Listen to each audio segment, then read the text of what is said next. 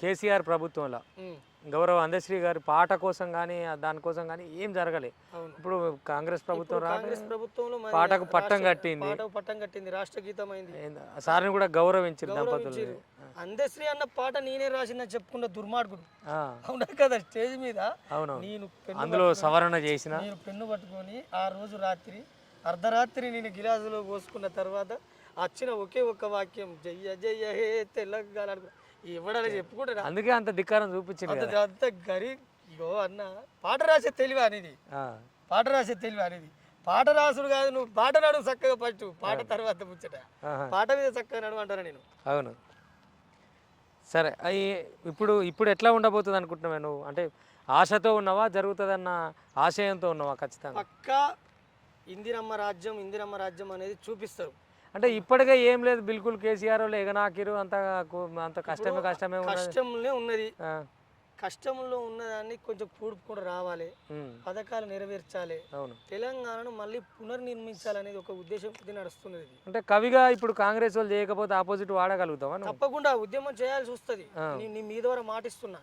ఎందుకంటే తప్పకుండా ఒక కవిగా, ఒక రచయితగా, ఒక జనాల్లో ఉండే కళాకారుడిగా చెప్తున్నా నేను. ఎవరైనా కూడా మితిమీరిపోయినప్పుడు ఖచ్చితంగా మనం బయటికి రావాల్సిందే. ఓకే, తప్పకుండా వస్తా. అదే ఆ పని కాంగ్రెస్ చేయదు, నాకు ఆ నమ్మకం ఉన్నది. ఓకే, చేయదనే నమ్మకం ఉంది. కళాకారులకు న్యాయం జరుగుతుంది.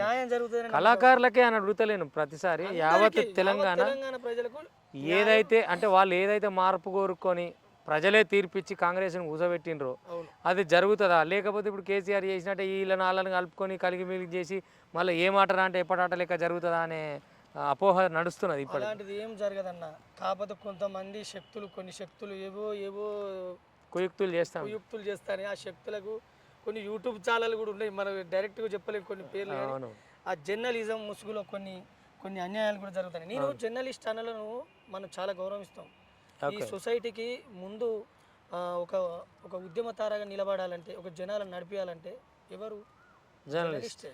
నేను అందుకే జర్నలిస్ట్ అన్నలో కూడా చెప్తున్నా, జర్నలిజం నిలదీసి నిగ్గు తేల్చవమ్మ ఏది నిజం, జరిగేటి రణం జనాల కండ నిలిచి అడుగు ఒక్క క్షణం, జర్నలిజం నిలదీసి నిగ్గు తేల్చవమ్మ ఏది నిజం, జరిగేటి రణం జనాల కండ నిలిచి అడుగు ఒక్క క్షణం, పసిపిల్లల హతమార్చిన అడగలేని రాతల కామాందుల కన్నీటికి దారలైన సాక్షుల ఏనాడు రాసాయి మీ కలాలు అన్నా, ఏ రోజు చెప్పాయి నిజాలను అన్నా, జర్నలిజం నిలదీసి నిగ్గు తేల్చవమ్మ ఏది నిజం, జరిగేటి రణం జనాల కండ నిలిచి అడుగు ఒక్క క్షణం. ఈ జర్నలిజం అనే అన్నలను నేనేమంటా అంటే,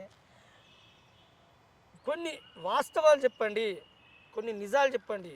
ఏదో మీరు సృష్టించుకుంటారా? అంటే వాళ్ళు సృష్టించుకోవటం లేదు. జర్నలిజం అంతా కొనుక్కున్న వాళ్ళ చేతులు ఉన్నది. ఇప్పుడు పార్టీకో టీవీ ఛానల్ ఉన్నది, పార్టీకో కథ ఉన్నది. యజమానం ఏం చెప్తే బతుకు తెరుగు పోయినోడు అదే చెప్పాలి.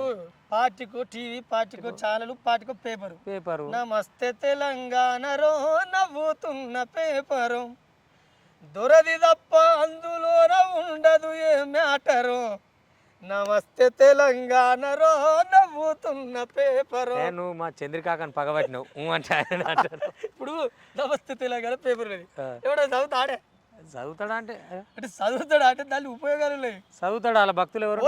ముడ్డి కాడ పేపర్ అంది పెట్టగానే అద్దురాయ్య అంటూ ఉరుకుతాడు ఆ పోరడు, నమస్తే తెలంగాణలో నవ్వుతున్న పేపరు.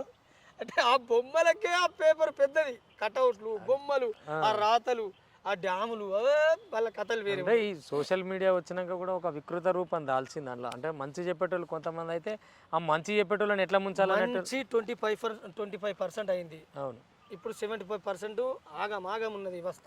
అవును, కొంచెం మారాలి, మనం కూడా మన వ్యవస్థ కూడా మారాలంటే మార్చాల్సిన శక్తులనే ముందు కొనేస్తున్నారు. మార్పుకు నాందైనోళ్ళనే ముందు పక్కతో పట్టిస్తున్నారు. కొంకులు నరికితే ఇక మూలం ఉండదు కదా. అందుకని ఇప్పుడు మొండేం నరకతలేరు, వేర్ల కాంచలే నరుక్కొస్తున్న దుస్థితి ఉన్నది. సో నువ్వు అన్నట్టు నీలాంటి వాళ్ళ పెన్నులు అవే గన్నులై ఊరికే ఆవేశాలకు ఏమేమో రాస్తాం ఏమో అర్థం పర్థం లేకుండా రాసి బరాతలో డ్యాన్స్ ఆడతామంటే ఆడినట్టు అట్లా కాకుండా పోయి దాని ముందట మైకు ముందట పోయి ఓ పాట పాడితే జనాలకు కొంచెం అర్థమవుతారు చెప్పుకుంటారు నాయన. మీరే తాగి మీరే ఎగురితే ఇక ఈయనే జనాలు ఏమనుకుంటారు, చూసే జనాలు ఏమనుకుంటారు. అది అది డీజే డాన్స్ చేసినట్టు ఏందన్న అది, ఆ డాన్స్ చేసుడు ఏంది, ఏంది మనం మనం జనాలలో కొట్లాట ఎప్పటికీ తప్పు కాదు, ప్రశ్న ఎప్పటికీ తప్పు కాదు, ప్రశ్నించడం ఎప్పటికీ తప్పు కాదు. ప్రశ్నించడమే కళాకారుడి పని, ప్రశ్నించడమే పెన్ను యొక్క పని. కానీ అది ఏ తరీకలు అనేది మనం ఆలోచించుకుంటే సరిపోతుంది. సో రమేష్ అన్న పెన్ను కూడా రేపు జరగబోయే అన్యాయాల మీద కానీ, రేపు జరగబోయే రాష్ట్రంలో జరగబోయే మంచి మీద అయితే మంచి. ఇప్పుడున్న నేను కళాకారులకు కూడా చెప్తున్నాను, ఇప్పుడు టీఎస్ఎస్ఎల్ వాళ్ళు ఉన్నారు సార్, అది నేను ఏమంటానంటే ప్రభుత్వం ఎంత మంచి పథకాలు ఇస్తున్నదో ఎట్లా అమలు అవుతున్నాయో తీసుకపోండి. అట్లనే ప్రజలు ఏం కావాలనుకుంటారో కూడా ప్రభుత్వానికి చెప్పండి. తప్పకుండా ప్రభుత్వం జీతం ఇస్తుంది కాబట్టి తీసుకుంటాం, అదే చెప్తామని ఏదో మా డ్యూటీ అయిపోయిందంటే కాదు. ప్రభుత్వం ఏమి అడుగుతుందో కూడా ప్రజలకు చెప్పాలి అంటున్నా నేను. ప్రభుత్వం ఏం చేస్తుందో ప్రజలకు చెప్పాలి, ప్రజలు ఏం అడుగుతున్నారో ప్రభుత్వానికి చెప్పాలి. అది వారది, అది వారది, అది సారది వారది, అది అది జనాలకు ప్రభుత్వానికి ఉన్న వారది. నేను గత 5 ఏళ్ల నుంచి చెప్పుకొస్తున్నాను. చాలా మంచి ఆలోచన.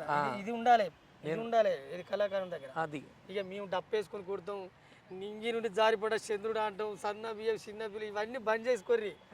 ఇప్పుడు బంద్ చేసుకుంటే సరిపోతుంది. అంటే ఇప్పుడు ఎట్లా బంద్ అవుతాయి, ఎందుకంటే అప్పటి విషయం కాదు కదా, అప్పుడు కథ కాదు కదా. ఇప్పుడు ఖచ్చితంగా ఈ రాజ్యం నిజంగా ఇందిరమ్మ రాజ్యం అయితే నమ్మకం నాకుంది. ఓకే. అరకలు దున్నే రైతన్న, శిలకలు చేసే కూలన్న, వచ్చిందో ఇందిరమ్మ రాజ్యము, మళ్ళొచ్చిందో ఇందిరమ్మ రాజ్యము. చిలకలు చేసే చెల్లెమ్మ, కోతలు కోసే కూలమ్మ, వచ్చిందో ఇందిరమ్మ రాజ్యము, మళ్ళొచ్చిందో ఇందిరమ్మ రాజ్యము. ఒక్కడై కొట్లాడాడు ఒంటరిగా పోరులో, తెచ్చాడు చూడవమ్మ రాజ్యాన్ని నేడిలా.